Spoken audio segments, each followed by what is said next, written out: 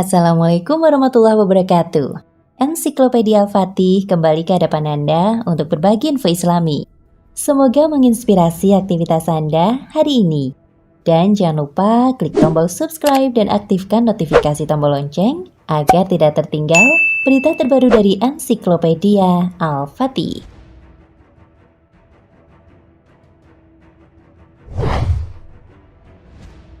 Manusia adalah makhluk ciptaan Allah yang sempurna, karena diberikan akal sehat untuk berpikir. Namun akal atau pengetahuan yang diberikan oleh Allah kepada manusia sangatlah sedikit. Sehingga kita tidak perlu memikirkan hal-hal yang sangat jauh dari kemampuan akal kita, seperti menanyakan hal-hal yang sangat mustahil untuk diketahui oleh kemampuan akal manusia. Seperti menanyakan, siapa yang menciptakan Allah? Bagaimana rupa atau wujud Allah, dan lain sebagainya. Karena hal itu sangatlah mustahil untuk dicapai oleh akal manusia. Siapa yang menciptakan Allah? Lihat jawaban pemuda ini.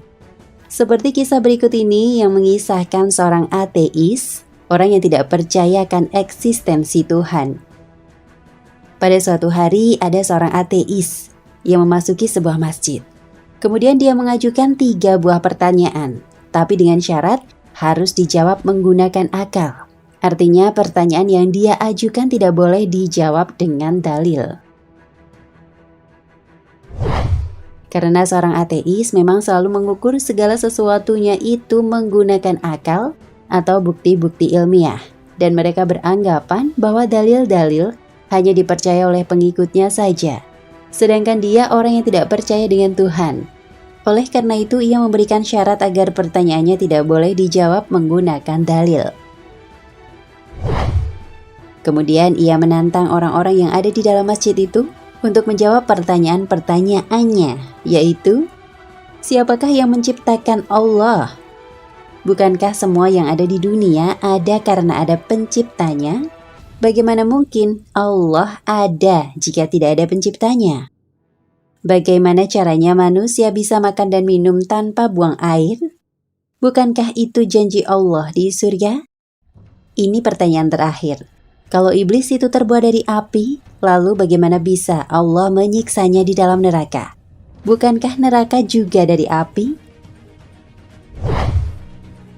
Mendengar pertanyaan dari sang ateis tersebut, tidak ada seorang jamaah pun yang mampu menjawab pertanyaan tersebut, kecuali salah seorang pemuda. Ia kemudian menjawab 3 pertanyaan ateis itu satu persatu.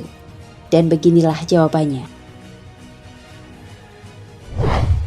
Jawaban untuk pertanyaan pertama. Pemuda berkata, apakah engkau tahu dari angka berapakah angka 1 itu berasal? Sebagaimana angka 2 adalah hasil dari 1 tambah 1, atau 4 yang berasal dari 2 tambah 2? Ateis tersebut hanya bisa terdiam tanpa memberikan jawaban. Lalu pemuda itu melanjutkan, jika kamu tahu bahwa 1 itu adalah bilangan tunggal, dia bisa mencipta angka lain, tapi dia tidak tercipta dari angka apapun. Lalu, apa yang membuatmu sulit untuk memahami bahwa Allah itu zat yang maha tunggal, yang maha mencipta, tapi tidak diciptakan? Jawaban untuk pertanyaan kedua, pemuda tersebut berkata, saya ingin bertanya kepadamu, apakah kita ketika di dalam perut ibu, kita semua makan? Apakah kita juga minum? Kalau memang kita makan dan minum, lalu bagaimana kita buang air ketika di dalam perut ibu kita dulu? Jika engkau dulu percaya bahwa kita dulu makan dan minum di perut ibu, dan kita tidak buang air di dalamnya, lalu apa yang membuatmu sulit untuk percaya bahwa di surga kelak kita akan makan dan minum juga tanpa buang air? Jawaban untuk pertanyaan ketiga. Ketika menjawab pertanyaan ketiga, pemuda tersebut tiba-tiba menampar ateis tersebut dengan sangat keras. Ateis tersebut pun merasa kesakitan dan marah-marah kepada pemuda tersebut. Lalu pemuda tersebut berkata, tanganku ini terlapisi kulit, tanganku ini dari tanah, dan pipimu juga terbuat dari kulit, dari tanah juga. Lalu jika keduanya dari kulit dan tanah, bagaimana bisa engkau merasakan kesakitan ketika saya menamparmu? Bukankah keduanya juga tercipta dari bahan yang sama? Sebagaimana iblis setan dari api neraka? Ateis tersebut hanya bisa terdiam dan tertunduk tanpa bisa membantah apapun.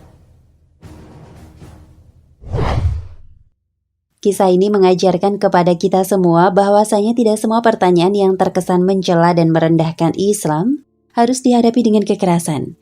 Justru kita harus menghadapi hal-hal seperti itu dengan ilmu.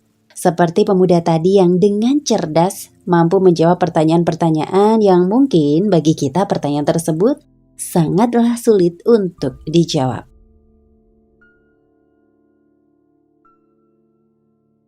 Nah pemirsa Ensiklopedia Al-Fatih, sampai di sini perjumpaan kita kali ini. Semoga menginspirasi.